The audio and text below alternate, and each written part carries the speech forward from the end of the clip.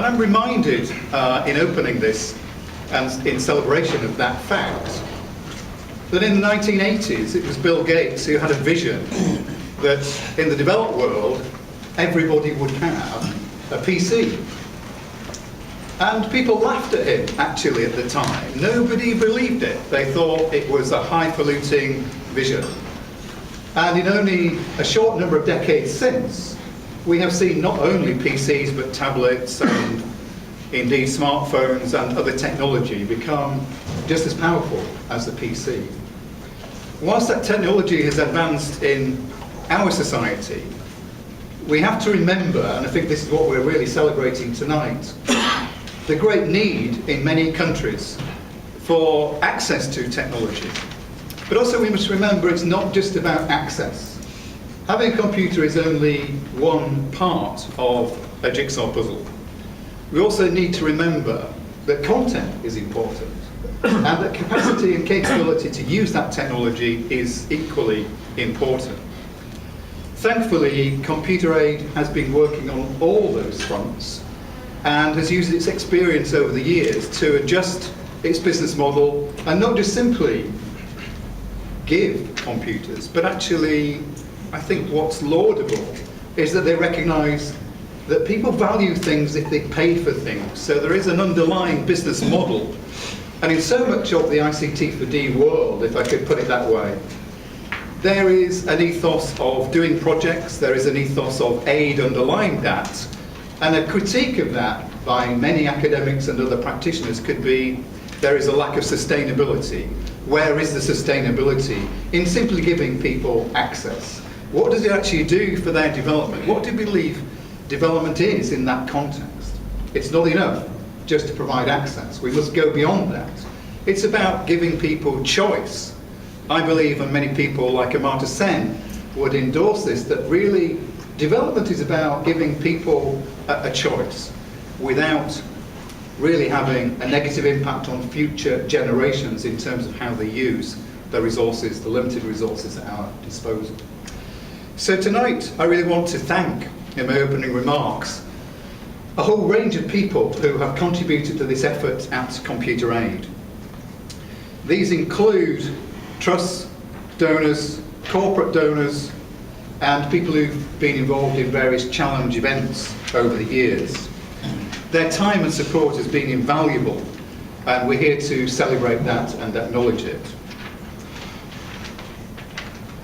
Computer Aid was a registered charity in 1998, so it's got a number of years of experience. And I've been questioning various people who belong to Computer Aid tonight about what kind of lessons have been learned, because all too often projects are undertaken and then we say, oh fine, you know, we've achieved this milestone of 200,000 computers going out, but really, have we learned anything? Have we modified the business model? What will we do different in the future? What unanticipated consequences are there? And these are really important things. And just two things I'll pick out from the lessons that I'm aware of. One is, I think in the early days it might have been fair to criticise Computer Aid's efforts in terms of generating e-waste. Were developing countries simply dumping equipment in developing countries that were not capable or sufficiently well equipped and knowledgeable about recycling electronic waste? Great efforts have gone into looking at that issue over the past few years, and there is a whole advocacy set of materials available now, and I think I want to draw attention to that. I also think we can learn from failure, where things go wrong, and perhaps in development especially, and certainly in the world of ICT for D, where we're applying technology, an ever-moving focus. We can expect a lot of failures.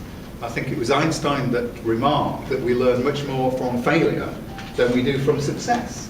And I hope amongst the panel we're going to be brave enough to actually admit to some of the failures that we've learned from, because I think this is something we can take joy in.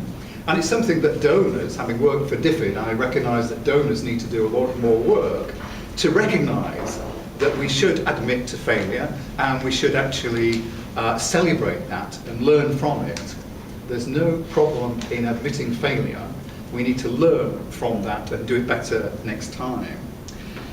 So, this evening we've got speakers from many of Computer-Aid's long-standing partner organisations.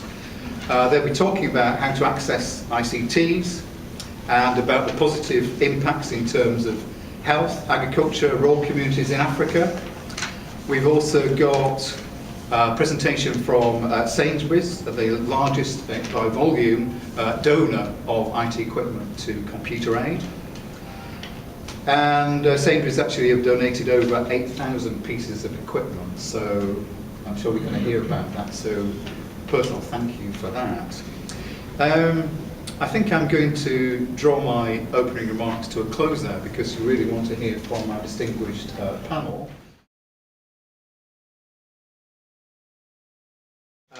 I'm not going to detain you for much longer because I'm standing or sitting between you and your drinks. I realise that's a very difficult position to be in.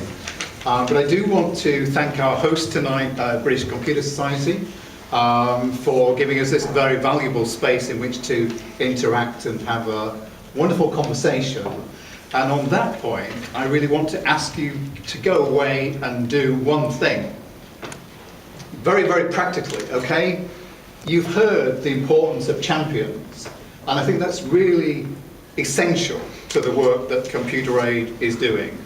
You are now all in the position to be champions, to be ambassadors. Go out and talk to 2 or 3 people. Have a real conversation with those 2 or 3 people. Remember Susan Scott's words, you can only change the world one conversation at a time. Go for it. Thank you.